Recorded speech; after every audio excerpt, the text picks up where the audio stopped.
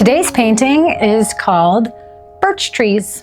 When I was a kid, we used to have a birch tree in our front yard, and I loved it. And then a disease came through and killed all the birch trees in town. Now where I live, there are lots of birch trees, and they're beautiful. They're gorgeous, especially in the winter. This is more like a summer though. I feel like these are summer colors in the background.